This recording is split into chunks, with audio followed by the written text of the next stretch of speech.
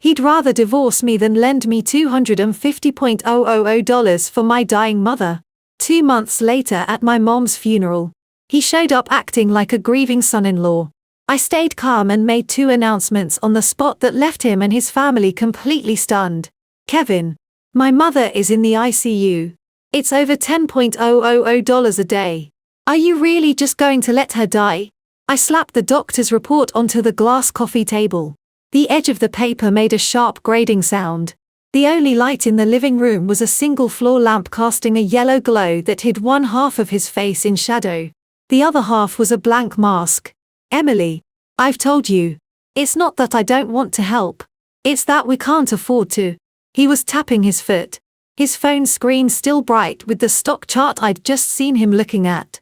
$250,000 isn't a small amount. Your mom's cancer is terminal. Throwing money at it now is like pouring it down the drain. Down the drain. My voice sounded alien to my own ears. That's my mother. When you were trying to win me over, you said you'd treat her like your own. That was then, he said finally, looking up from his phone. His eyes were as cold as a stranger's. Be realistic. Emily, we have about $400,000 in our savings and investments. We give half of that to your mom to fill a bottomless pit. And what's left? What about Sophie's college fund? What about a down payment on a bigger house? Are we supposed to live on air? A chill ran through me. I dug my nails into my palms. We could sell the car. Your Audi. Don't even think about it. He shot to his feet his height, making him tower over me. He looked like he was scolding a clueless child.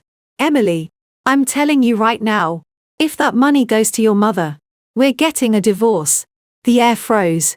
I stared at the face I had shared a bed with for 7 years. And it was suddenly unrecognizable. The small scar by his eye from when he fell drunk while I was pregnant with Sophie. I'd had to drive him to the ER myself in the middle of the night. My belly huge. The calluses on my hand from the early days of his startup when I'd stayed up with him packing boxes until my skin was raw. Now that same mouth was spitting out the word divorce. Over $250,000. I could hear my own voice trembling. Over my mother's life. Yes, he said, his voice hard as stone. If you give her that money, this family is finished. You choose. Your mother or this family. I stumbled back my spine, hitting the cold wall. Hanging on it was our wedding photo. Me in a white dress, grinning so wide you could see all my teeth. He had his arm around my waist. His eyes so full of love they looked like they could melt. In the bottom right corner, a small inscription. May 20th, 2019. Forever and always. Forever and always. What a _ joke. Kevin, I said slowly, straightening up. My voice was steady now. My mother raised me for 30 years. She put me through school. The first year I worked, she took every penny of her savings and gave it to us for the down payment on this condo. Now she's lying in a hospital. And the doctor said there's still a chance if she has this surgery. You believe doctors? He scoffed. They just want to make more money. It's terminal cancer. Any surgery is just a waste of time and money. And she'll die anyway. Emily, you're 33 years old. Can't you stop being so naive? I looked at him and suddenly started to laugh. I laughed until tears streamed down my face. Okay, I said, wiping my cheeks. My voice was eerily calm. A divorce, you said. Fine. The condo. The car. The savings. We split it according to the law. But my mom can't wait. You lend me the $250,000 now. I'll sign the divorce papers immediately. He was taken aback, clearly not expecting me to agree so readily. Are you crazy? He looked me up and down as if I'd lost my mind. Once we're divorced, how are you going to pay me back? On your $5,000 a month salary. I'll pay you back. I stared him straight in the eye. I'll write you a promissory note with interest. I'll sell my blood. I'll sell a kidney. But I will pay you back. Silence stretched across the living room. The clock on the wall ticked each second. A knife carving away at my mother's life. My phone buzzed in my pocket. I didn't need to look. It was the hospital. Another reminder about the mounting bills. No. He finally spoke, turning his face away from me. If we're divorced, I'll never see that money again. Emily, don't blame me for being harsh. This is reality. Your mom is over 60. Even if the treatment works, how many more years does she have? You have to look forward. I didn't wait for him to finish. I turned and walked into the bedroom. 5 minutes later, I emerged with a rolling suitcase. A small carry-on with a few changes of clothes, my important documents, and a photo of Sophie from when she was 3. Everything else, the wedding photos, the jewelry he'd given me, the furniture we'd picked out together, I left it all behind. You're really leaving? He blocked the doorway, his face a thundercloud. Move. Emily, I'm warning you. If you walk out that door today, don't think it'll be so easy to come back. I looked up at him, feeling an immense bone-deep weariness. Kevin, I said softly, do you know what my mom's last words were before she lost consciousness last week? She said, don't tell Emily. Life isn't easy for her. His Adam's apple bobbed. He didn't speak. But she's my mother, I said and pushed past him. The metal wheels of the suitcase rumbled over the threshold. You won't lend me the money. I don't blame you. But the divorce is happening. The motion sensor light in the hallway flickered on, casting a sterile white glow. I walked to the elevator without a backward glance. Just as the doors were closing, I heard the sound of something shattering inside the apartment. It sounded like our marriage breaking into a million pieces. As the elevator descended, the numbers dropping one by one, I pulled out my phone. First, a text to my mom's doctor. Dr. Evans, I will have the funds for the surgery soon. Please continue her medication. Then, a text to my best friend, Jessica. Find me a lawyer. I'm getting a divorce. The elevator reached the ground floor. The doors opened and a gust of night air rushed in. The early spring wind was still cold. I dragged my suitcase through the empty courtyard, glancing up one last time at our window. The light was still on. That Scandinavian-style pendant lamp I'd spent 3 weekends searching for. Its warm glow spilled from the 16th floor. But it would never reach me again. My phone buzzed. It was Dr. Evans. Miss Hayes. We need a deposit of at least $100,000 by noon the day after tomorrow. Otherwise, we'll have to stop the specialized ICU treatments. I stood in the wind, took a deep breath, and scrolled through my contacts to a number I hadn't called in 3 years. My finger hovered over the dial button, trembling for a full 10 seconds before I finally pressed it. It rang 3 times. Yeah. A deep male voice answered, rough with sleep. Ethan. I heard myself sob, my voice cracking. It's me. Emily. Mom's sick. She needs money for surgery. There was a 2C pause on the other end. Then my brother Ethan. His voice suddenly sharp and clear. How much? Send me your account number. I'll wire it now. I collapsed onto a bench by the flower beds and finally broke down, crying my heart out. The night was long, and my mother's life and my marriage were both hanging by a thread. I could hear rustling on the other end of the line as Ethan got out of bed. How much exactly? Talk to me. His voice was fully awake now with the nonsense tone he used to use when I was a kid and got into trouble. $250,000. I whispered, clutching the phone so tightly my knuckles were white. The surgery and follow-up care. The doctor said we need at least that much. I only have $10,000 saved on my own. Kevin. Kevin. What? Ethan cut me off. The sharp clack of a keyboard echoed in the dead of night. Text me your bank info now. Ethan. I'll write a promissory note. I'll pay you back. Emily. Ethan's voice grew heavy. The same tone that always meant he was about to lecture me. That's my mother, too. Since when do you have to pay me back? Send the account number. Stop wasting time. My nose stung and fresh tears welled up. With shaking hands, I texted him my banking details. At the top of the message screen, the little bubble that said Ethan is typing appeared for less than 10 seconds. Then a notification from my bank app. A wire transfer of $250,000 has been received from Ethan Hayes. In the memo line, there were only 2 words. For Mom. Did you get it? he asked. I got it. I sobbed. Thank you, Ethan. Thank you. Thank me for what he swore under his breath. But his tone softened. When did she get sick? Why didn't you tell me sooner? They found it 2 months ago. She hid it from me. She just collapsed last week. I wiped my face, forcing myself to calm down. I'm in Austin. I'll get the first flight out tomorrow, Ethan said. I could hear the sound of a suitcase being zipped in the background. I'm on my way to the hospital now. Are you going home or should I meet you there? I dragged my suitcase and stood up. My legs numb. Kevin won't give me the money. The line was silent for a few seconds. Then a cold laugh from my brother. Right. I get it. You go on ahead. I'll be there in the morning. If you need more money, tell me. We'll deal with the other stuff when I get there. After we hung up, I stared at the new balance in my banking app. My hands were still shaking. Not because of the amount, but because of the name on the transfer. Ethan Hayes. It had been 3 years. 3 years since I'd insisted on marrying Kevin, getting into a huge fight with my brother. He'd said Kevin had shifty eyes. I'd told him to mind his own business. He'd stormed out shouting, "One day you'll be crying and you'll remember this."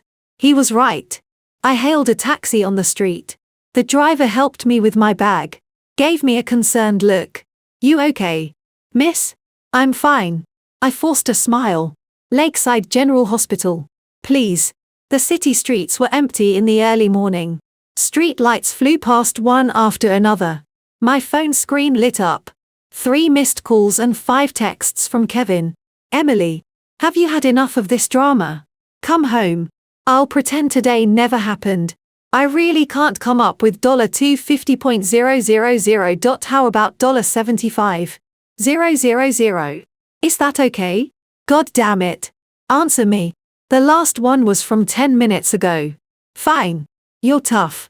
See if I care if you ever come back." I muted his chat and opened my conversation with my best friend, Jessica. She'd sent a dozen messages. The last one reading, "Lawyer is set. Her name is Miss Albright. She's a shark. 900 a.m. at her office tomorrow. Don't panic. Your mom is the priority right now." I replied with a thank you, then leaned my head against the cold window, watching the city lights blur past. 3 years ago, on a night just like this, I had a high fever. Kevin had driven me to the hospital, one hand on the wheel, the other gripping mine tightly. "Don't be scared, honey," he'd said. "I'm here. Now." My hands were freezing. My suitcase was on the passenger seat beside me, and he was at home, probably fuming that I was being so ungrateful. How absurd. The ICU was on the top floor of the inpatient building. I dragged my suitcase down the long, sterile hallway, the smell of antiseptic burning my nostrils. At 2 a.m., the hospital was silent, except for the light at the nurse's station. A nurse on duty glanced up at me, then back down. I found a corner in the family waiting area and sat down. Through the glass doors, I could see the blinking lights of a dozen machines. My mom was in the far bed, tubes covering her body. "Miss Hayes." The nurse came out holding a bill. "You're the daughter of Susan Hayes in bed 3, right? If the payment isn't made today, we'll have to stop her medication at 10 a.m. tomorrow. I'll pay it now." I stood up and took the stack of papers. A $100,000 deposit for the surgery. ICU fees of $12,000 a day, plus various medications and tests. We were already $30,000 in arrears. I settled the entire bill and put down another $70,000 as a deposit. As I swiped my card, the cashier gave me a surprised look. Paying it all, the machine spat out the receipt. I clutched it in my hand, the paper still warm. Back in the waiting area, I leaned against the cold wall, my suitcase at my feet. Inside, besides a few clothes, was the picture of Sophie. She was 5 now, staying with Kevin's mom in their suburban home in Naperville. I'd wanted to bring her to the city for preschool, but my mother-in-law said the city air was bad, that the suburbs were better for raising kids. Kevin had agreed. I only saw her on weekends. During our video calls, Sophie would always say, "Mommy, I miss you." But every time I tried to talk longer, my mother-in-law would cut in, saying it was time for Sophie to sleep. My phone vibrated. It was Ethan. "Boarding now. Landing in 3 hours. How's Mom?" I took pictures of the doctor's report and the payment receipts and sent them to him. He replied quickly, "Hang in there. I'm coming." Just those few words made my frantic heart settle a little. At least I wasn't alone anymore. As dawn approached, I dozed off. I dreamed of my mom in the kitchen making chicken noodle soup. My favorite since I was a kid. She was telling me, "Emily, when you look for a husband, you look at his character. Money isn't important. What's important is that he's good to you." In the dream, I was a teenager again, hugging her arm and whining, "I know Mom, Kevin is so good to me." My mom in the dream looked up, her eyes filled with a worry I couldn't understand. "Sweetie, if he's ever not good to you, you come home. Mom will always be here for you." Then the dream shattered. A nurse was calling my name. "Family of bed 3. The patient is awake." I shot up, the world turning black for a second. I had to brace myself against the wall to stay upright before stumbling toward the glass doors. A nurse inside nodded at me, indicating I could go in. After putting on a sterile gown, mask, and cap, I practically ran to my mother's bedside. She was awake, her eyes half open. Her lips were chapped and peeling under the oxygen mask. When she saw me, her eyes moved and her fingers twitched. "Mom." I took her hand, the hand that had cooked for me, combed my hair and secretly wiped away tears at my wedding was now just skin and bones. "Mom, I'm here." She blinked, her gaze landing on my face, then slowly moving to the suitcase I'd left by the door. She was asking me what happened. "It's nothing, Mom. I'm just staying here to be with you for a few days." I forced a smile, but tears were streaming down my face. "The doctor said, the surgery has a high success rate. You'll be all better after." She shook her head slowly but firmly. Then she traced letters on my palm with her finger. "One stroke at a time. I figured it out. No treatment. Go home." "No." I gripped her hand tighter. "I have the money. Ethan is on his way. You have to get the surgery." She kept shaking her head, a tear sliding from the corner of her eye into her white hair. A nurse came over and told me my time was up. I had to leave. As I changed out of the scrubs, I looked at myself in the mirror. My eyes were red and swollen. My hair a mess. My jaw was clenched so tight it HDHD. My phone buzzed again. This time it was Kevin's mother. I stared at the screen at the words mother-in-law and took a deep breath before answering. "Emily." The old woman's voice was drawn out in her usual nagging tone. "I heard from Kevin. Your mom's sick in the ICU." "Yes," I said flatly. "Oh my. That must cost a fortune." She clucked her tongue. "Now, I'm not trying to be mean, but your mom is getting on in years. Terminal cancer. Treating it or not, it's all the same. Why waste the money? It would be better to save it for Sophie's education." I closed my eyes, then opened them. "She's my mother. So what if she's your mother? Your primary family is Kevin and Sophie now. You can't drain your own family savings to fund a lost cause. Charity begins at home. Emily, you have to think of your own family first." Her tone grew sharp. "Kevin told me you want a divorce over this. Are you stupid? Where are you going to find another man like Kevin? A woman in her 30s with a kid who would want you?" I said nothing. She took my silence as submission. "Listen to me. Go home. Apologize to Kevin. As for your mother, you've done your part. Don't empty our savings for her. Oh, and Sophie starts preschool next month. Remember to send the tuition. It's $1,000,200. I finally spoke, my voice chillingly calm. "I'll send the tuition, but my mother's surgery is also happening." "You," she sputtered. "And another thing," I said, looking at my reflection. "I am getting a divorce. As soon as this is over, I'm coming to get Sophie. You dare?" She shrieked. "Sophie is a Johnson. Don't even think about it. Emily, I'm telling you, if you dare to divorce my son, you will never see your daughter again." The line went dead. I slowly lowered the phone. The woman in the mirror pulled her lips into something that was half smile, half grimace. The sound of hurried footsteps echoed down the hallway. I looked up to see a tall figure dragging a suitcase rushing toward me. He was Travel, his eyes bloodshot. My brother Ethan was here. He pulled me into a hug, squeezing so tight my bones HDHD. His voice was a hoarse wreck. "You idiot. Why didn't you tell me sooner?" I buried my face in his shoulder and finally let myself wail. The sun was rising, and my life from that moment on was split in two. Ethan let go of me, his hands on my shoulders as he looked me up and down. "You've lost weight," he said, his voice still. His face was covered in stubble, his eyes a web of red lines. "Did that bastard hurt you?" I shook my head, then nodded, tears refusing to stop. "Right. I get it." He wiped his face and pulled a pack of cigarettes from his pocket. He glanced at the no smoking sign on the wall and shoved them back in. "How's Mom?" "She woke up for a bit. Now she's sleeping again." I quickly filled him in. When I mentioned the surgery costs, he waved his hand dismissively. "Don't worry about the money. I've got more." Ethan knelt and unzipped the front pocket of his suitcase, pulling out a manila envelope. "But you need to see this first." I took it. Inside were copies of bank statements. The account holder was Kevin Johnson. "I had a friend look into it," Ethan said, standing up, his eyes like ice. "Guess what? Your dear husband bought a brand new Tesla Model X last month. Paid over $100,000 for it. Cash." My mind went blank. "And this?" He pulled out a few more sheets of paper. His company landed a huge contract last month. The profit was at least $500,000. It's not that he couldn't come up with the $250,000. He just didn't want to. The papers rustled in my hands.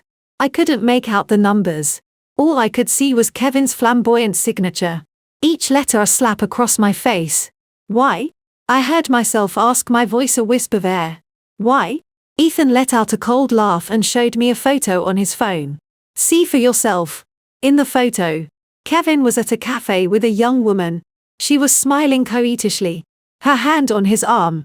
The photo was taken 2 weeks ago, right after my mom was diagnosed. Her name is Chloe. She's a new intern at his company. 23 years old. Ethan said, his eyes fixed on me. "Get it now? It's not that he doesn't have the money. He just doesn't want to give it or himself to you anymore." I leaned against the wall, the world spinning. No wonder he was always working late these past 2 months. No wonder he changed the password on his phone. No wonder he avoided my gaze whenever I brought up my mother's medical bills. It wasn't guilt. It was deceit. "Bastard," Ethan hissed through his teeth. "We have to divorce him. But we can't let him off this easy." I looked up. "He's the one who wanted the divorce." "Fine." Ethan collected the documents, his gaze sharp. "But with marital infidelity and hiding assets, we're going to make sure he pays. At 9:00 a.m. It's not 9:00 a.m. Ethan and I were sitting in Miss Albright's office. She was a woman in her 40s with gold-rimmed glasses. After listening to my story and reviewing the evidence Ethan brought, she pushed her glasses up her nose. "Miss Hayes, I understand the situation. Your husband's actions constitute marital misconduct." Her speech was calm and methodical. "First, his refusal to contribute to your mother's medical expenses is a violation of the spousal duty of support. Second, while the photos are not definitive proof of an affair, combined with his recent large unexplained expenditures, we can petition the court to investigate his finances. Third, hiding income and purchasing a vehicle without your knowledge is a clear case of concealing marital assets. Can we get him for everything he's got?" Ethan asked. "Unlikely," Miss Albright said honestly. "But we can fight for a larger share of the assets. Under state law, the division of property in a divorce must be equitable, taking into account the welfare of any children and the conduct of the parties. As the non-offending party, you could argue for a 60% to 70% split. Since Kevin spent $100,000 of marital funds on his mistress, that is a clear-cut case of dissipation of marital assets under Illinois law.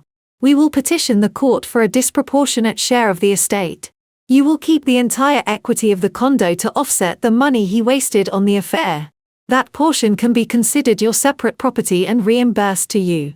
The car, although registered in his name, was purchased with marital funds and is therefore a marital asset subject to division. She scribbled notes quickly. And what about custody of your daughter? I want full custody, I said without hesitation.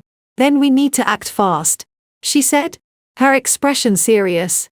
The child is currently with his family in the suburbs. If he refuses to return her, it can get complicated. I recommend you retrieve your daughter before filing the divorce petition. Ethan nodded. I'll go with her. Be careful about how you do it, Miss Albright warned. Avoid any confrontation that could lead to police involvement. A record of domestic disturbance could be used against you in a custody battle. Additionally, your mother's situation can be submitted as evidence of his failure to provide support, provided you can prove he was aware of her dire condition and your need for funds yet refused to help. I have the text messages, I said, pulling up my phone. Kevin's message. How about $75,000 was right there. Perfect. Miss Albright smiled for the first time. This is a very strong chain of evidence. Miss Hayes, I will draft the petition immediately. But before we file, there's one thing you need to do. What's that? Do not engage in any further direct conflict with him, especially regarding money. She looked at me. Don't ask him for another cent. Don't let him know you've secured the funds for the surgery. Maintain contact, but only discuss the divorce and your daughter. If he brings up money, tell him to speak to your lawyer. I understood. The strategy was to make him think I was desperate, that I had no choice but to crawl back to him. Leaving the law office. It was already noon. Ethan and I grabbed a quick lunch near the hospital. He slid a credit card across the table to me. There's another $100,000 on here for Mom's follow-up treatments, he said. Don't argue. She's the only mom I've got. I looked at the card. A lump forming in my throat. Ethan. About what happened back then. Stop. He cut me off. Looking down at his food. The past is the past. You're my sister. She's my mom. That's all that matters. After lunch, we went to see my mother. She was awake and seemed a little stronger. When she saw Ethan, her eyes instantly turned red. Mom. It's okay. Ethan knelt by her bed, holding the hand that didn't have an 4 in it. Emily and I are here. You just focus on getting better. My mom shook her head and gestured for me to come closer. I leaned in and heard her whisper, her voice thin as a thread. Get the divorce. I froze. He's no good. Each word was an effort, but her meaning was clear. I was wrong about him. So she knew. She'd known all along that Kevin wasn't good to me, but she never said anything, afraid of making things harder for me. Mom. I squeezed her hand, tears dripping onto the blanket. Just get better. You need to get better so you can watch me and Sophie live a happy life. She smiled a faint nod. That afternoon, my mom was wheeled into the operating room. Ethan and I waited outside. 5 hours felt like 5 years. When the light above the door went out, my legs gave out from under me. The surgeon came out pulling off his mask. The surgery was a success. Her recovery will depend on her own strength. But we've passed the most critical stage. I slumped into a chair, too exhausted to even cry. Ethan patted my shoulder, then went to thank the surgeon. That night, my mom was moved to a regular room. She was still unconscious, but her color was much better. Ethan insisted I go get some sleep while he stayed with her. I was at my limit. Back at the cheap apartment I'd rented, I fell onto the bed and was instantly asleep. I was jolted awake in the middle of the night by my phone ringing. It was Kevin. I stared at his name for a dozen seconds before answering. Emily. His voice was tired, less aggressive than before. How's your mom? The surgery is over, I said calmly. I got the money. He was silent for a moment. Emily. I was harsh the other day. It's not that I didn't want to help. I've been having some trouble. The company's cash flow is tight. That car. I got it as part of a settlement on a bad debt. I didn't buy it. It's all a misunderstanding. I held the phone saying nothing. Come home. His voice softened.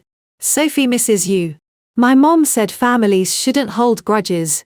How much more do you need for your mom's medical bills? We can figure it out together. Figure it out together. I laughed.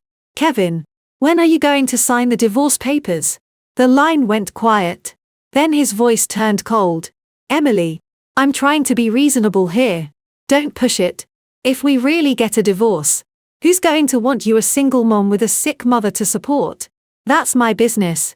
My voice was steady. My lawyer will be in touch with you next week to discuss the terms. And I'm coming to get Sophie. You wish? He roared. Sophie is a Johnson. What right do you have? The right of being her mother. I cut him off. Kevin, you have two options. We can have an amicable divorce. I get custody and we split the assets according to the law. Or we can go to court and I will present the evidence of your affair and your attempts to hide marital assets piece by piece. Are you threatening me? He sputtered. No. I said slowly. I'm informing you. I hung up and blocked his number. Then all his other contact methods. Outside, the city lights burned all night. I sat in the darkness, remembering 7 years ago when he'd knelt and proposed, promising to love me for a lifetime. A lifetime. It was so short. So short that a single illness and $250,000 was enough to reveal its true ugly face. My phone lit up. A text from Ethan. Mom's awake. She's asking for the broth you make. I wiped my face. I'll bring it in the morning. I replied. Then I got up and went to the kitchen. There were dried beans soaking in a bowl of water. I stared at them, remembering my mother teaching me how to cook soup years ago. Emily, she'd said, you have to control the heat. Not too fast. Not too slow. Too fast. And it's undercooked. Too slow and it burns. Life is like making soup. You have to simmer it slowly to get the flavor. I didn't understand then. I understood now. But the cost of that understanding was far too high. The next morning, I brought the freshly made soup to the hospital. My mom was awake and doing better than the day before. Able to sip a few spoonfuls. Ethan was slumped in a chair by her bed. Fast asleep. Dark circles under his eyes. I put a blanket over him. And he woke up instantly. I'll just rest here, he said. His voice raspy. You go back and get some real sleep. I pushed him out the door. I've got this. He didn't argue. Just stumbled out, saying he'd be back in the afternoon to relieve me. After my mom drifted off again, I sat by her bed holding her hand. My phone vibrated. It was my mother-in-law. I took a deep breath and walked to the end of the hall to answer. Emily. Her voice was surprisingly warm today. Have you eaten? Yes. What is it? Oh. Nothing much. It's just Sophie misses you. She's been crying to video chat with you. She paused. Is now a good time? My heart clenched. Yes. It's fine. Great. I'll put her on. The video connected and Sophie's small face appeared on the screen. Her eyes red as if she'd just been crying. Behind her, my mother-in-law's face was pressed close to Sophie's head. A wide, wrinkled smile on her face. Mommy. The moment Sophie saw me, her lip quivered. Sweetheart. Don't cry. Mommy's here. My nose stung. Are you being a good girl at Grandma's? Yes. Sophie sniffled. Mommy. When are you coming to get me? I want to go home soon. Baby. As soon as Mommy finishes taking care of Grandma Susan, I'll come get you. Okay. No. Sophie suddenly shouted, startling me. Grandma said, Mommy doesn't want me anymore. She said, I'm getting a new mommy. The blood in my veins turned to ice. On the screen, my mother-in-law's expression changed. She quickly pulled Sophie away. What are you talking about? Such a silly girl. I'm not lying. Sophie started to wail. I heard Grandma on the phone with Daddy yesterday. She said, when the new mommy has a baby brother, they won't want me anymore. I want my mommy. I want to go home. Be quiet. My mother-in-law clamped her hand over Sophie's mouth.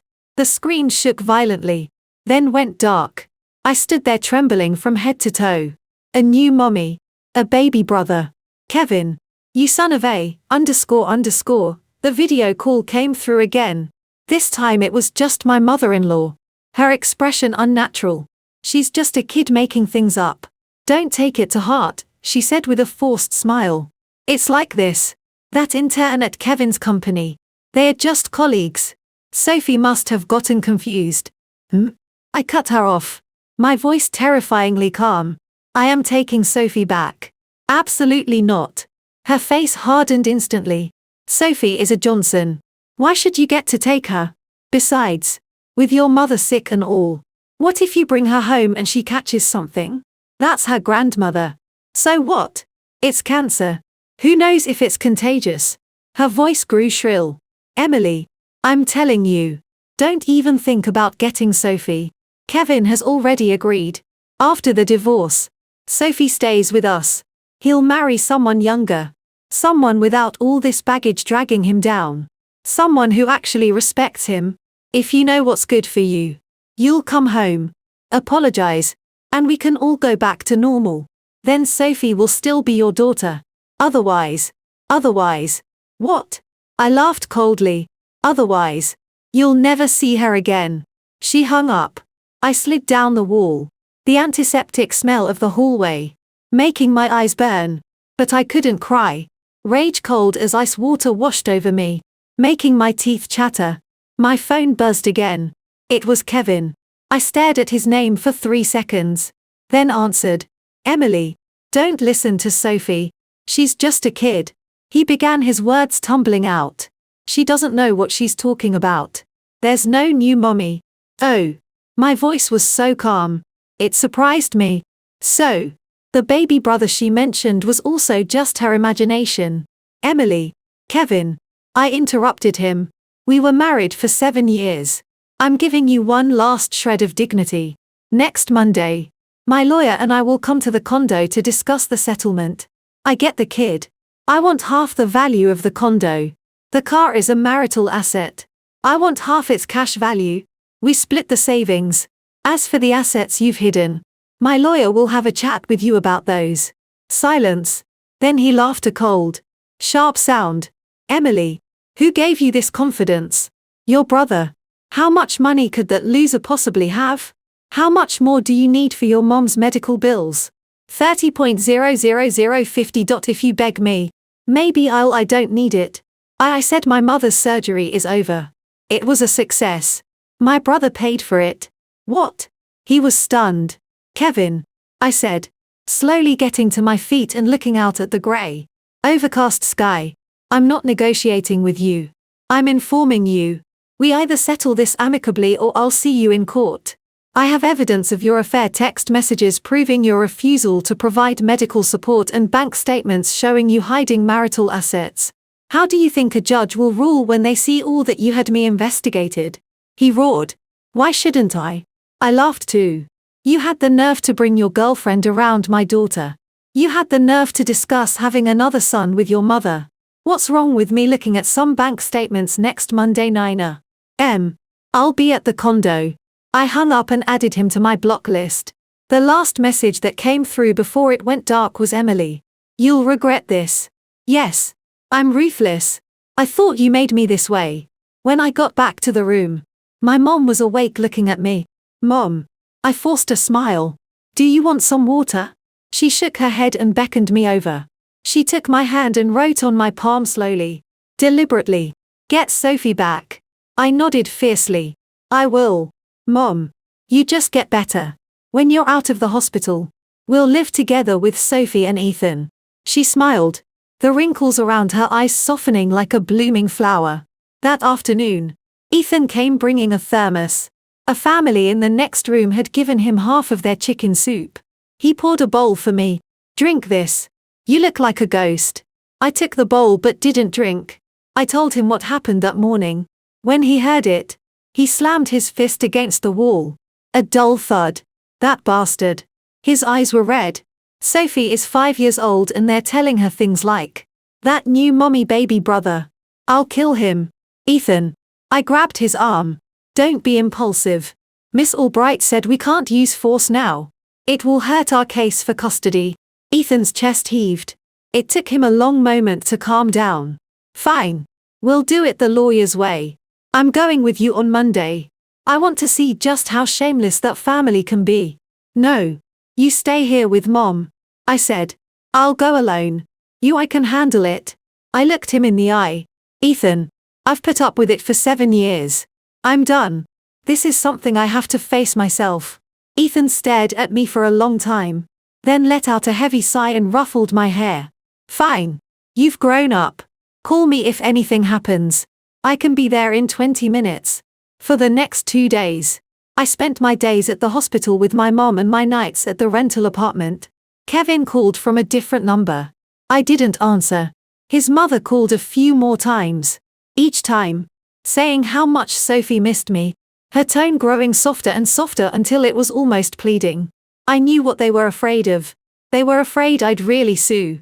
Afraid of the evidence. Afraid of losing everything. On Sunday evening, Miss Albright sent over the draft of the divorce agreement. The terms were clear. I would get sole custody of our daughter with Kevin paying monthly child support. The condo, which my mother had contributed the down payment for, and I had paid the mortgage on, would be mine, and I would pay him his share of the equity. The car marital asset would be his, but he would have to pay me half its market value.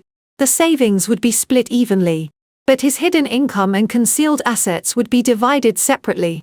Finally, due to his significant marital misconduct, infidelity, and failure to provide support during a family medical crisis, he was to pay me $50,000 in damages for emotional distress. I called Miss Albright. The child support.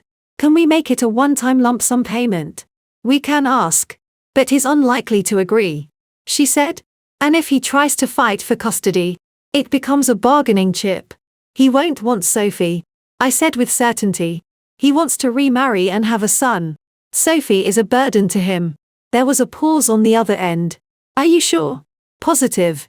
All right. I'll amend the terms. By the way, would you like me to accompany you tomorrow? No. Thank you. I'll try to negotiate with him first. If that fails, I'll ask for your help. Okay. Be safe. Call me anytime. After hanging up, I opened the photo gallery on my phone and found a picture of Sophie on her 3rd birthday. She had 2 little pigtails and a smile that crinkled her eyes. She was holding a bunny cake I'd made for her. Her face smeared with frosting. Kevin was beside her, his arms around both of us. His mother had taken the picture, cooing about what a perfect family we were. Just 2 years later, and it had become a new mommy, a baby brother. And your mommy doesn't want you. I turned off my phone and lay in bed. Rain began to fall outside. A soft, persistent drizzle like someone weeping. I lay there with my eyes open until dawn. Monday morning, I put on my most expensive blouse, one Kevin had bought for me 3 years ago, saying I looked good in white. The woman in the mirror was gaunt. The shirt hung loosely on her frame, but her eyes were bright like they held a burning fire. At 900 a.m. sharp, I stood outside our front door. I put the key in the lock. It wouldn't turn. He'd changed the locks. I smiled and knocked hard 3 times. The door opened. Kevin stood there in sweatpants, his hair a mess, and dark circles under his eyes as if he hadn't slept. His mother peeked out from behind him, her face instantly souring when she saw me. You're here, Kevin said, his voice stepping aside to let me in. I walked into the living room. It was the same room, but the throw pillows on the couch were different. And there was a pink thermos on the coffee table that wasn't mine. Sit. Kevin gestured to the couch. I remained standing. Did you read the agreement I did? He scrubbed a hand over his face and sat on the couch opposite me. His mother sat down right next to him, poised for battle. Then sign it. I took the papers from my bag and placed them on the table. Kevin didn't move, but his mother snatched them. After flipping through a few pages, her face turned purple with rage. Emily, have you no shame? She shrieked, pointing a finger at my nose. You want the condo? You want money for the car and $50,000 for emotional distress? Are you insane? I looked at her calmly. My mother paid half the down payment on the condo and I've been paying the mortgage. The car was bought with marital funds. As for the damages, shouldn't your son pay for cheating on his wife? You're lying. She jumped up. Who cheated? What proof do you have? I'm telling you this is slander. We can sue you for this. I have proof. I pulled the photos from my bag and tossed them on the table. The picture of Kevin and the young woman landed with a soft slap on the glass. Both of their faces went pale. That's a colleague. His mother stammered. What's wrong with having a meal together? Why is your mind so dirty? Really? I pulled out more papers. The bank statements. And was the $100,000 car part of a debt settlement? Was the $500,000 profit from that contract just to cover a cash flow problem? Your son hasn't been telling you the truth. Her eyes widened as she turned to Kevin. He was looking at the floor, refusing to meet her gaze. Kevin? Her voice changed. Is this true? Kevin didn't answer. Talk to me. She shoved him. So, what if it's true? Kevin suddenly looked up, his eyes bloodshot, glaring at me. Emily, I'm telling you, you're not getting a dime more than the law requires. And you're not getting Sophie. You want the kid. Fine. Drop the lawsuit. We have a simple divorce.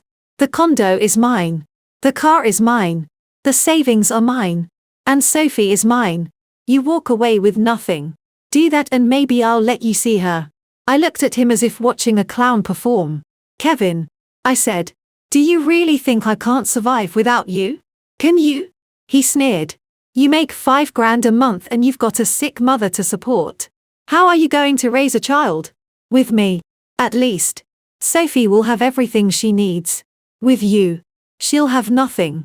His mother, catching on, immediately chimed in. Exactly. Sophie is a Johnson. She has to stay with us. If you want to see your daughter, you'll do as Kevin says. I watched their duet and suddenly felt tired of it all. 7 years. I had wasted 7 years on this family. It was enough. Fine. I said. Kevin's eyes lit up. You agree? I agree. I said slowly, to see you in court. I turned to leave. Emily. Kevin yelled behind me. If you dare sue me, you will never see Sophie again. I stopped and turned back to look at him. Kevin. Listen carefully. I said, enunciating every word. I want to see Sophie by Wednesday of next week. If I don't, I will call the police and report you for parental kidnapping. Furthermore, the evidence of your affair and hidden assets will be sent out in triplicate. 1 copy to the court, 1 to your business partners, and the evidence will be entered into public court records where all your future clients can look it up. I'll also make sure your investors and partners see exactly how you misappropriate funds to buy cars for your interns. If you don't mind the humiliation, feel free to test me. He was trembling with rage. You. I looked at his mother. You wanted a grandson, right? Well, I wish you the best of luck with that. But Sophie is mine. I pulled open the door and walked out. It slammed shut behind me, cutting off his mother's shrill curses and the sound of Kevin breaking something else. In the elevator, the mirrored walls reflected my face. Expressionless. My eyes cold as ice. My phone vibrated. It was Ethan. How did it go? It blew up. I typed back. Ethan, do me a favor. Name it. Find out the license plate number of Kevin's Tesla and where he usually parks it. What are you planning? He won't let me see my daughter. I typed, watching the floor numbers descend. So, I'm going to make sure he can't see his precious car either. Ethan was silent for a few seconds on the other end. Emily, don't do anything stupid. Don't worry. I won't hurt anyone. And I won't break the law. I stepped out of the elevator, seeing my own blurry reflection in the metal doors. I just want him to know that when I'm pushed too far, nobody gets to walk away happy. I could hear the click of a lighter. Ethan had lit a cigarette. All right. I'll get it for you. But you go to the hospital first. Mom was able to take a few steps today. She wants to see you. My heart eased. I'm on my way. At the hospital, my mom was indeed slowly shuffling by her bed, supported by Ethan. Her face lit up when she saw me, and she reached out a hand. Mom, slow down. I rushed over to support her other side. She gripped my hand tightly. It was still thin, but warmer than before. How did it go? She asked. Her voice a soft whisper. It's fine, Mom. I can handle it. I didn't want her to worry. You just focus on getting better. You'll be out of here in a few days. She looked at me, her eyes filled with a mixture of worry and pride. She just patted my hand and didn't ask any more questions.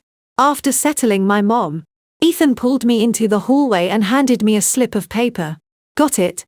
The car is parked in his company's underground garage. Bull. The intern's name is Chloe. She lives in company-provided housing. Kevin hasn't been to the office the last couple of days. He's been hiding at home. I took the paper with the license plate and parking spot number. Thanks. Ethan. What are you going to do? He watched me concerned. Don't get into a fight. He's not worth it. I'm not going to fight, I said, putting the paper away. I'm just going to reason with him. Reason with him? Why do you need his license plate for that? For the kind of reasoning he'll understand. Ethan studied my face for a long moment, then sighed. I'll go with you. No. You stay with Mom. If I go alone, he won't dare try anything. What if he gets physical? Then I call 911. I said lightly. A domestic violence report would look great in a custody hearing. Ethan stared. Then a bitter smile touched his lips. Damn. Emily. You really have grown up. Yes. I had. I'd grown up because someone held a knife to my throat and forced me to. The next morning, I printed 3 copies of the legal complaint Miss Albright had sent me. I also went to the bank and printed my last 6 months of statements circling Kevin's large suspicious withdrawals in red ink. Then I went to his company. It was a small import-export firm he'd started with 2 friends 3 years ago. I'd been there a few times. The receptionist recognized me. Her expression instantly awkward. Is Kevin in, Mr. Johnson?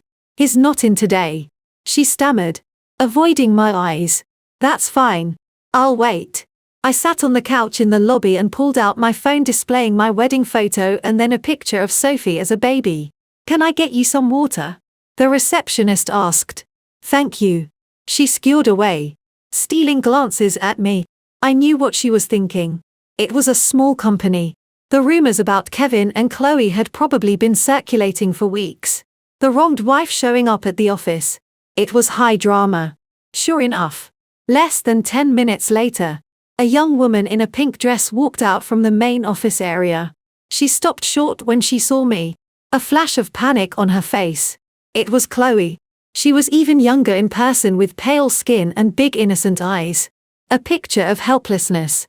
Are you looking for Mr. Johnson? She asked. Her voice a delicate whisper. I smiled. You must be Chloe. Kevin's mentioned you. Her face went white, the coffee cup in her hand trembling. I'm just an intern. An intern. I see. I nodded, my tone gentle. You're young. You have your whole life ahead of you. But let me give you a piece of advice. Sister to sister. Don't go digging for love in a dumpster. Especially not with a man who won't even pay for his dying mother-in-law's medical bills, but will turn around and buy his mistress a $100,000 car. A man like that will promise you the world today and kick you to the curb for the next pretty young thing tomorrow. You believe me? The few employees pretending to work in the lobby had all perked up their ears. Chloe's face was beet red, tears welling in her eyes. You're lying. Kevin. He loves me. He loves that you're young. That you're pretty. Or that you're naive. I was still smiling. Do you know why he won't divorce me? It's not because he loves me. It's because a divorce means splitting assets. The condo. The car. The savings. He'd have to give me half. And that kills him. So, he's dragging it out, hoping I'll just give up and walk away with nothing. And guess who he'll start stringing along next once I'm gone? Chloe's mouth opened, but no words came out. Tears started to fall. Oh, and by the way, I said, as if I just remembered something. I pulled one of the bank statements from my bag, pointing to the circled $100,000 transfer. This Tesla he bought you. Is it registered in your name? She shook her head instinctively. See? I said, putting the paper away. That's his version of love. Honey, take it from someone who's been there. Cut your losses. You're young. Find a decent man. Don't waste your time on this one. He's not worth it. After I finished, I looked back down at my phone. Chloe stood there frozen, not knowing whether to cry or run. Finally, she slammed her coffee on a table and ran off her hands, covering her face. The lobby was so quiet you could hear a pin drop. I waited another half hour. Kevin didn't show. But one of his business partners did. A Mr. Peterson whom I'd met a few times. He looked stressed to see me. Emily, what are you doing here? Mr. Peterson. I stood and handed him a copy of the legal complaint. I came to deliver this to Kevin. Since he's not here, could you please give it to him? He took it, his face paling as he scanned the first page. Also, I said, looking him in the eye, as a shareholder in this company, there's something you should know. Kevin has been using the company account for some personal transactions lately. Large ones. I don't know if you're aware, but if it involves embezzlement of company funds, it could damage the entire business. You might want to have your accountant take a look. Mr. Peterson's face grew even grimmer. Emily, you can't just make accusations like that. I'm not. I smiled. I have the statements right here. This copy is for you. You can see for yourself if it's true or not. Anyway, I won't take up any more of your time. I turned to leave, then paused at the door. Oh, one more thing. If you see Kevin, please tell him I'll be waiting for him in the parking garage tomorrow at 3 p.m. If he doesn't show up, I'll be sending copies of all this to his mother, all his clients, and I'll post one on the front door of this building. The choice is his. The next day at 2:50 p.m., I was standing in the B level of the parking garage. The air was thick with the smell of gasoline and dust. Kevin's new Tesla was parked in its designated spot, a silent metallic beast. At 255 footsteps echoed from the elevator. It was Kevin alone. His face was a mask of fury, his eyes bloodshot. Emily, what the hell do you think you're doing? He stormed up to me, spittle flying from his mouth. Coming to my office harassing Chloe. Have you no decency? Decency?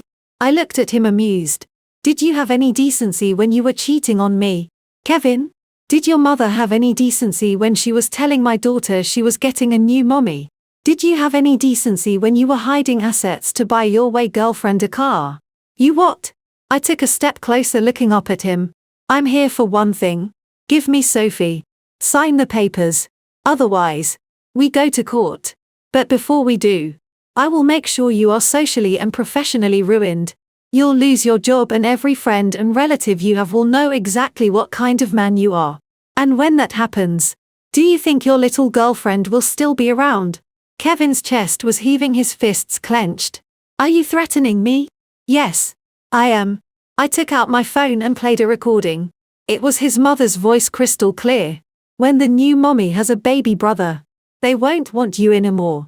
Kevin's face went white. Where did you get that? You don't need to know. I stopped the recording. Kevin, I'm giving you one last chance. Tomorrow morning, 10 a.m. Bring Sophie to this address.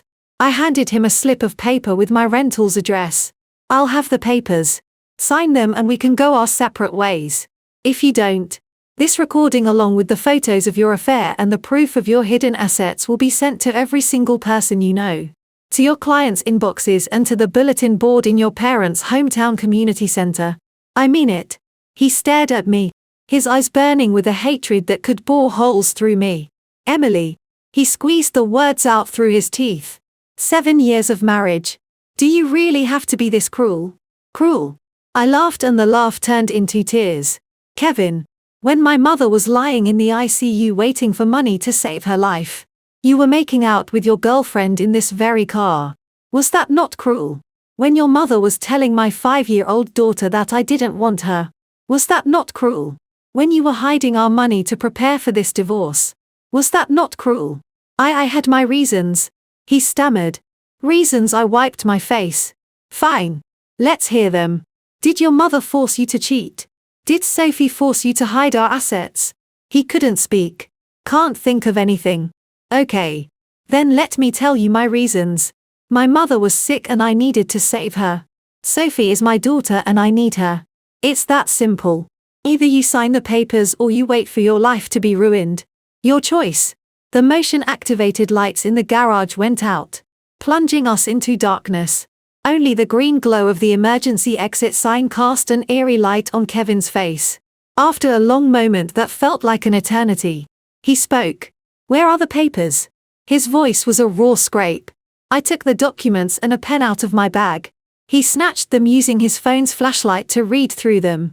When he got to the parts about me getting custody, the condo and the $50,000 in damages, his hands were shaking. "The condo I can give you," he said, looking up, his eyes blazing. "But you are not getting Sophie. She's my daughter. She stays with me." "With you?" I looked at him. "With you? So your mother can teach her that her own mom abandoned her. That she's being replaced by a new mommy and a baby brother." "Kevin, she's 5 years old. How can you be so heartless?"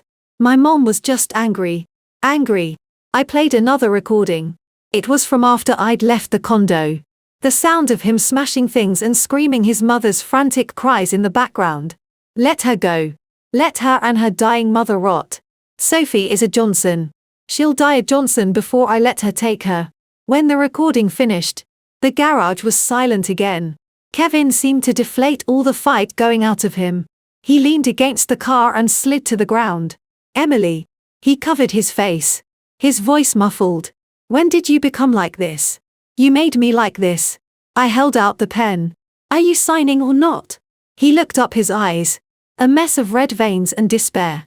"I'll sign." He took the pen and signed his name on the last page, pressing his thumbprint next to it. Each stroke seemed to take all his strength. "There."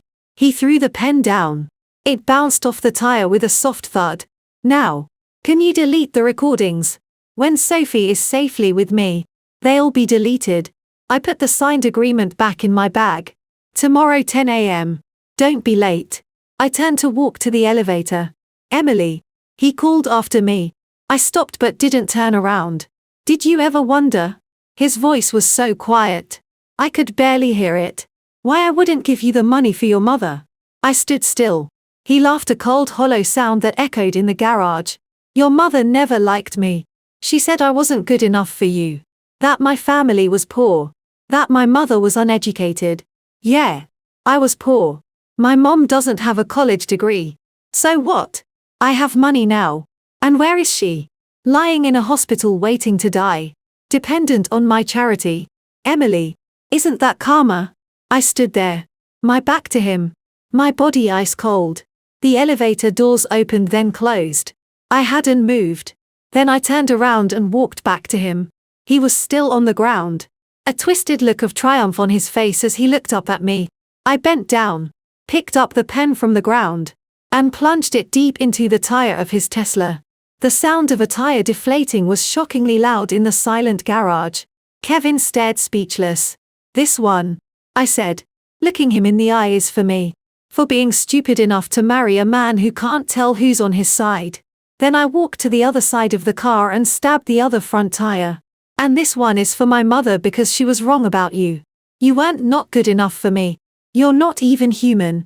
The tire went completely flat. I tossed the pen aside and dusted off my hands. "The cost of the tires can be deducted from the damages you owe me. 10 a.m. tomorrow. I want to see my daughter. For every minute you're late, I'm sending out one of the recordings. You figure it out." With that, I walked into the elevator and pressed the button. The doors slowly closed. My last glimpse of him was sitting on the concrete floor between his two flat tires, an expression on his face like he'd just been forced to eat, __. As the elevator went up, I looked at my reflection in the mirrored walls and started to laugh. And then the laughter turned to tears. But this time, I didn't wipe them away. Let them fall. After this, I would never cry over this man again. The next day at 9:50 a.m. Ethan and I were waiting outside my rental apartment building. He lit a cigarette then immediately stubbed it out. "You think that bastard will try something? He won't dare," I said, but my palms were sweating.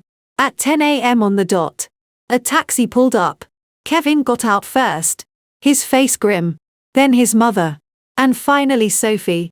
She was wearing the pink down jacket I'd bought her last year, but she looked thinner, her eyes puffy. When she saw me, her lip quivered. but she glanced nervously at her grandmother and held back her tears. Sophie. I ran to her, kneeling to pull her into a hug. Sweetheart. Mommy's here. Mommy. Her small body trembled in my arms. Her voice a choked whisper. You really came for me. Grandma said. You weren't coming back. Of course I came. I hugged her tighter, my own tears falling. Mommy's here now. Let's go home. What home? Kevin's mother stepped forward, blocking my path and pointing at Ethan. Who's this? You brought another man with you. Emily. You really move fast. The divorce isn't even finalized. And you've already found a replacement. Ethan's face darkened, but I stopped him before he could speak. I said to her, my voice even. This is Ethan. My brother. You probably don't recognize him because in the 7 years I was married to your son, you never once made an effort to meet my family. She was speechless, her face flushing. Sophie, come here, Kevin said, his voice raw. Sophie trembled in my arms, clinging to me tighter. Kevin, you signed the agreement. The child is mine now. I stood up, holding Sophie and looked him in the eye. Take her. He squeezed the words out and threw a plastic bag at my feet. Here are her things. And her stuffed rabbit. I picked it up. Inside were a few faded, worn-out clothes and the stuffed rabbit she'd slept with since she was a baby. Its ear torn. That's it. I looked at the ill-fitting clothes I'd never bought. Where are the rest of her things? Her toys. Her books. The new jacket I bought her. They're at the house. If you want them, go get them yourself, Kevin said, looking away. Fine. I nodded and turned to leave with Sophie. Stop. His mother lunged, grabbing Sophie's arm. Sophie is a Johnson. You can't just take her. I don't agree.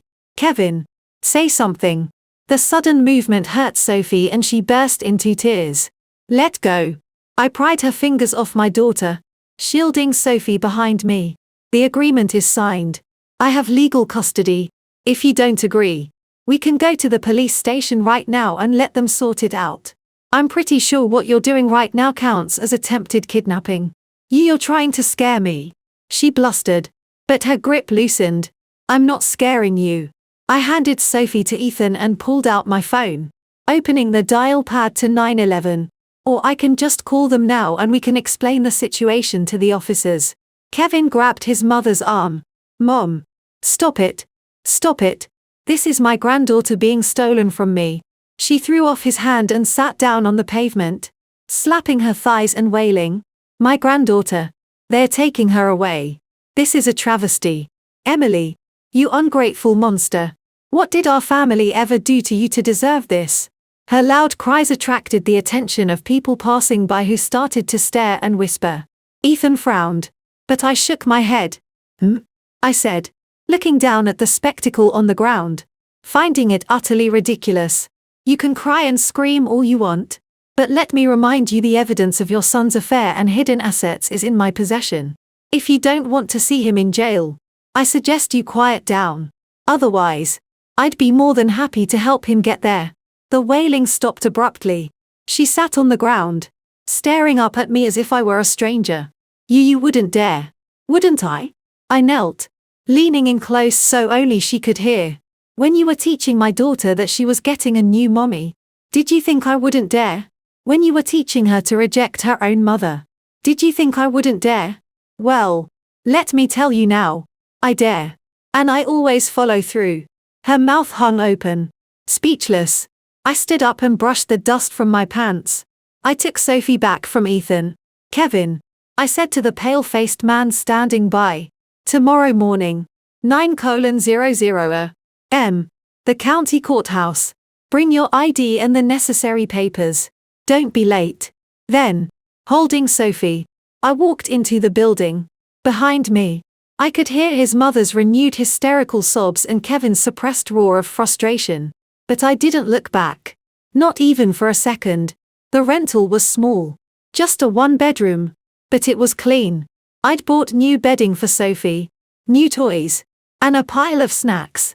She sat huddled in the corner of the couch, clutching her old rabbit, her big eyes taking in the new surroundings with fear.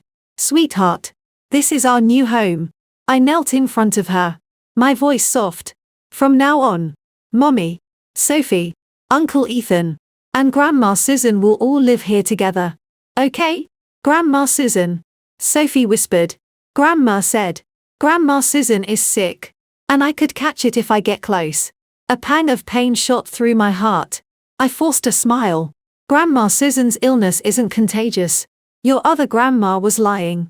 Grandma Susan misses you so much. When she gets better, she'll come visit and make you her special soup. Okay. Sophie's eyes lit up. Okay.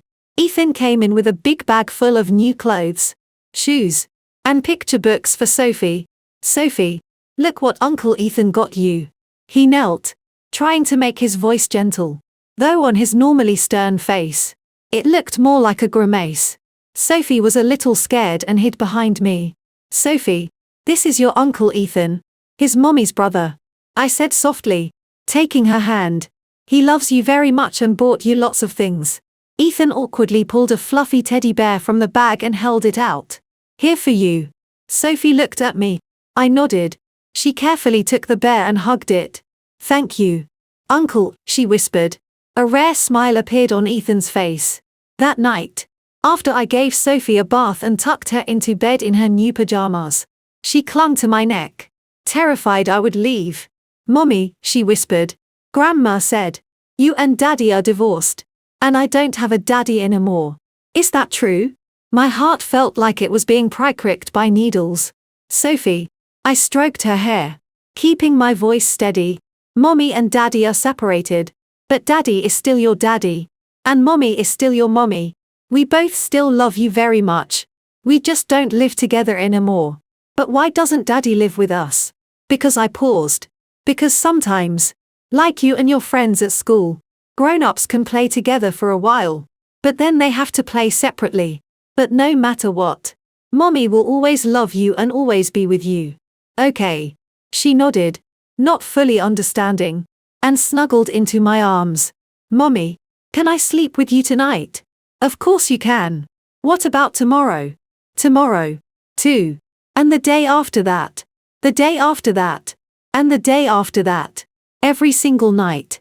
If you want to, you can sleep with Mommy. She finally smiled her arms around my neck and quickly fell asleep. I watched her peaceful face, her long eyelashes, her tiny nose, her mouth slightly open. My daughter. I finally had her back. The next morning, I left Sophie with a kind, retired neighbor who had offered to watch her and Ethan, and I went to the courthouse. Kevin was already there, alone, dressed in a suit, his hair neatly combed, but the exhaustion in his eyes was unmistakable. His face hardened when he saw me and then Ethan behind me. Let's go, I said. The divorce was processed quickly. All the agreements on asset division and child custody had been signed. A clerk reviewed the paperwork. A stamp came down with a thud, and our marriage certificate was replaced with divorce decrees. Walking out of the courthouse, Kevin called my name. Emily. I stopped but didn't turn back. How is Sophie? She's fine, I said. Can I see her? You can. I turned to face him. According to the agreement, you have visitation rights, but you have to schedule it in advance, and your mother is not to be present. His mouth opened, then closed. Okay, he finally said, and walked away. His back seemed stooped as if he'd aged 10 years overnight. Ethan clapped me on the shoulder. Come on. Mom gets discharged today. Let's go get her. At the hospital, my mom was already packed and waiting. When she saw the divorce decree in my hand, her eyes welled up. She reached out and touched my face. It's for the best. It's for the best. Mom. Let's go home. Grandma Sophie peeked out from behind Ethan and called out shyly. My mom froze. Then tears streamed down her face. She held out a trembling hand. Sophie, come let Grandma see you. Sophie ran and threw herself into her arms. The two of them, one old and frail, one small and young, clung to each other, a mess of happy tears. Ethan turned away, wiping his eyes. I stood at the door, my own nose stinging, but a great weight had finally been lifted from my heart. Our new home was small. It was a bit crowded with the four of us, but it was warm. My mom took the bedroom. Sophie and I slept on the pull-out couch in the living room. And Ethan made a bed for himself on the enclosed balcony. That night, I cooked a simple dinner. My mom didn't have much of an appetite, but she tried her best. Sophie ate a whole bowl of rice and 2 pieces of chicken. Wow, Emily, your cooking has gotten so much better. Better than Mom's. Ethan joked. My mom laughed. You just know how to flatter. Sophie giggled along a grain of rice stuck to her cheek. After dinner, while I washed the dishes, Ethan watched cartoons with Sophie, and my mom sat on the balcony looking out at the city lights. Emily, she called. Yes, Mom. This apartment must be expensive, she said, her voice full of worry. And you have to raise Sophie and my medical bills. Mom, don't worry about it. I dried my hands and went to her. I found a new job. I start next Monday. The pay is better than before. And Ethan said he can help out. You just focus on getting better. When you're strong again, you can help me with Sophie while I work. Things will get better. She stroked my hair just like when I was a child. My poor girl. You've suffered. I haven't, I said, holding her hand to my cheek. From now on, it's all good days. Outside, the city was a sea of lights. It was a big, cold city, but inside this little apartment, it was warm. That night, after Sophie was asleep, Ethan found me on the balcony. He handed me a can of beer. You deserve this. I took it. The cold liquid was slightly bitter. So, what's the plan? He asked. Start the new job Monday. It's an international trade. Salary is about 6,000 a month plus commission. I said. Then I'll find a new preschool for Sophie closer to here. Mom needs regular checkups. And I looked at the can in my hand. I need to make sure Kevin pays what he owes. If he doesn't, I'll have the court enforce it. If you need money, just ask me. Ethan said. I know. I paused. Ethan. About back then. I'm sorry. He laughed and ruffled my hair. Are you silly? It's all in the past. He was right. It was all in the past. The tears. The heartache. The nights of despair. They were over. The road ahead might still be hard. But I had Sophie. My mom. And my brother. I had my family. That was enough. My phone buzzed. A text from Miss Albright. Miss Hayes. Mr. Johnson has made the first payment. Please check your account. He has also agreed to a lump sum for child support, but request rate to pay in installments. I recommend you accept to prevent future issues. We can discuss the details tomorrow. I replied. Okay. Thank you, Miss Albright. I opened my banking app. There was a new deposit. It wasn't a huge amount, but it was enough to see us through the winter. In the distance, fireworks bloomed against the night sky, brilliant and fleeting. But tomorrow, the sun would rise again. And for the first time in a long time, I wasn't afraid. My new company was in a gleaming skyscraper in the Loop. On Monday morning, I stood at the reception desk and took a deep breath. Hi, I'm Emily Hayes. I'm here to start today. The receptionist gave me a standard corporate smile. Miss Hayes. Yes, Miss Lawson. The director is expecting you. This way, please. The office was a sea of cubicles, a symphony of clicking keyboards and ringing phones. A few people glanced up as I walked past, their eyes curious before quickly looking away. The director's office was at the end, a glass-walled room with the blinds half-closed. Come in, a voice called after the receptionist knocked. A woman in her 40s sat behind a large desk. She had short hair, gold-rimmed glasses, and a perfectly tailored suit. Her eyes were sharp as she scanned me. You must be Emily. I sat in the chair opposite her, my back straight. I've read your resume. You have experience, but you've been out of the workforce for 2 years. Family reasons, it says. She looked at me. You elaborate. I got divorced. I have sole custody of my daughter and my mother was seriously ill. I said, keeping it brief. She nodded, not prying further. This is a fast-paced environment. The pressure is high and overtime is common. Can you handle that? Who takes care of your child? My mother is recovering and can help. She studied me for a few more seconds, then pulled a folder from her drawer. This is your employment contract. 3-month probationary period at 80% pay. After that, your base salary will be $72,000 plus performance-based commission. Any questions? No. I signed my name at the bottom. Emily Hayes. The 2 words felt like a new beginning. Welcome aboard, she said, standing to shake my hand. I'm Abigail Lawson, your direct supervisor. I look forward to working with you. You, too, I replied, her handshake firm and dry. The work was harder than I'd expected. The industry had changed in 2 years. I spent my nights studying product manuals. During lunch, I'd stay at my desk trying to catch up. On Wednesday, Abigail dropped a huge binder on my desk. This is our biggest potential client for the second half of the year. Familiarize yourself with this. You're coming with me to a meeting with them on Friday. It was at least 200 pages. Okay. By the time I left the office, it was after 7 p.m. In the elevator, I ran into a few women from another department. They exchanged glances. That's the new one. Emily. I heard she's divorced with a kid. I wonder why Abigail hired someone like that. The elevator doors opened and they hurried out. I stood there until the doors closed again. It's okay, Emily, I told myself. You've been through worse. A little office gossip is nothing. When I got home, Sophie ran to me, hugging my legs. Mommy. Hey, sweetie. Did you have a good day? Yes. Grandma taught me a new song. My mother was in the kitchen warming up dinner. You're home. Go wash up. Food's almost ready. The simple domesticity was a balm to my soul. Over dinner, my phone rang.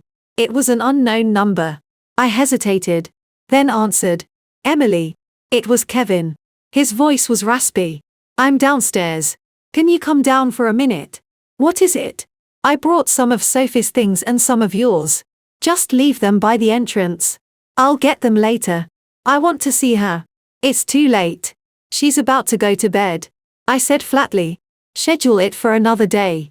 There was a pause. Fine. I hung up. When I got downstairs later, he was gone. But 2 large bags were there. One was full of Sophie's toys and books. The other had some of my old things. As I was about to go back up, he called again. Emily, he said, and I could hear the desperation in his voice. Chloe left. The company is having problems.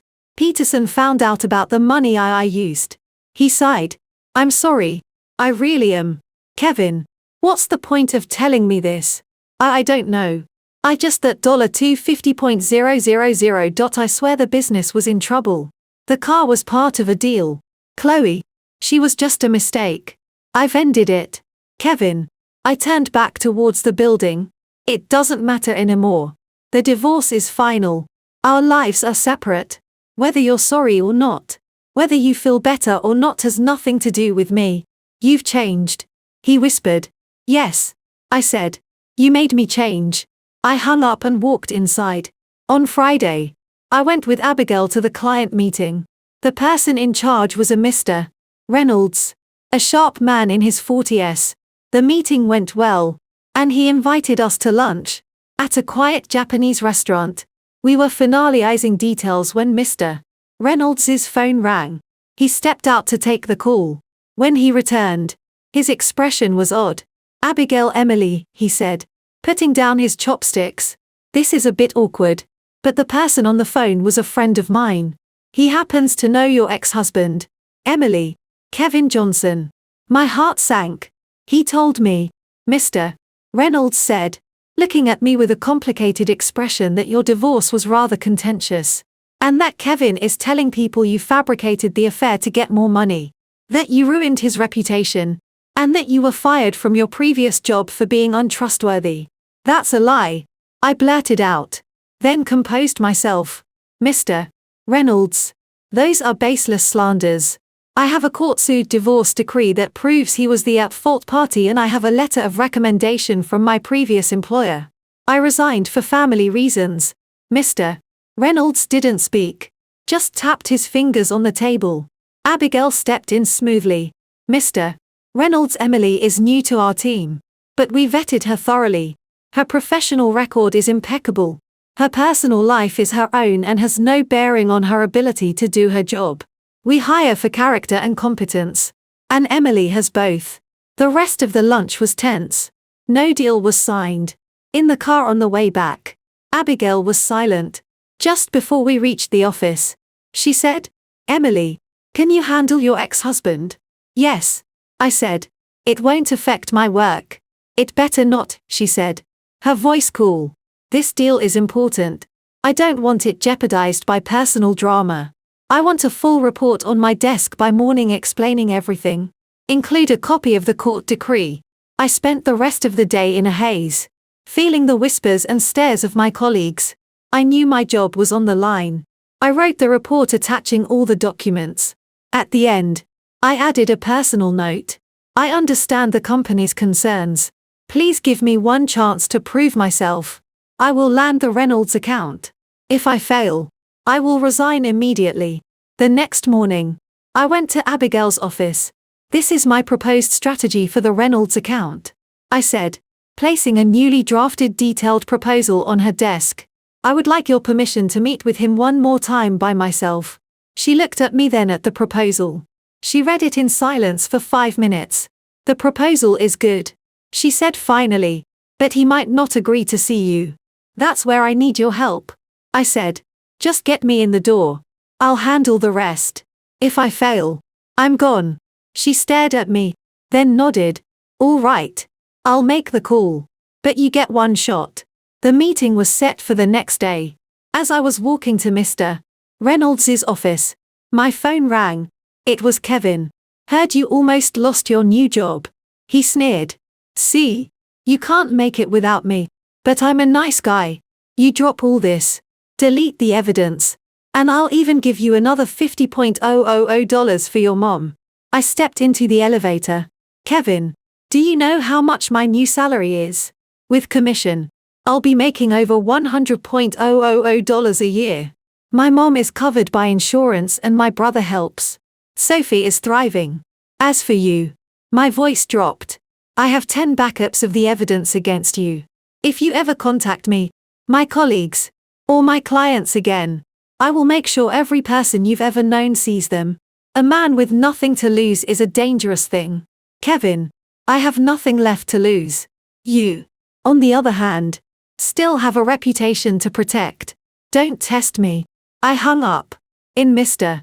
Reynolds' office, I laid it all out. The court decree, a signed notarized letter, taking full personal and financial responsibility for any issues arising from my personal life and my new aggressive data-driven proposal. He looked at all of it, then back at me. Finally, he smiled and extended his hand. "Emily, you've got guts.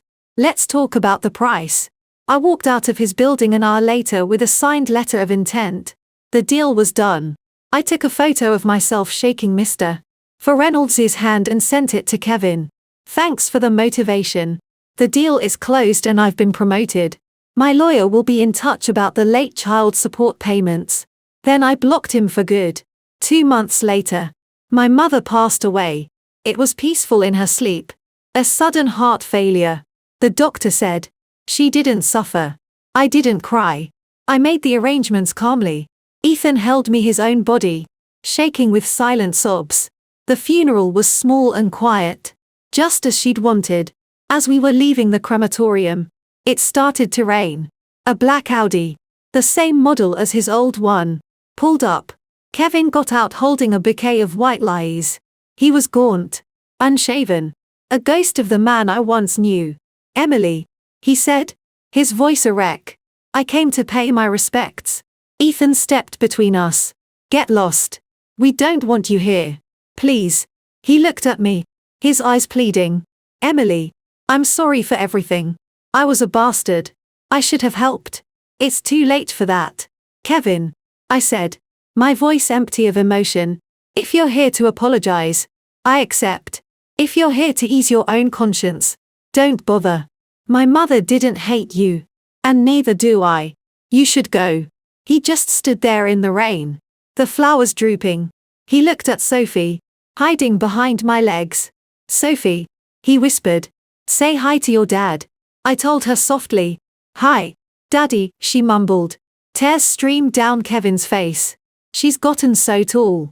He took a shuddering breath. My company went bankrupt. The bank took the house. My mom had a stroke. She's paralyzed. His life had fallen apart. I looked at him. This man who had promised to take care of me forever. Now a broken shell. Kevin, I said.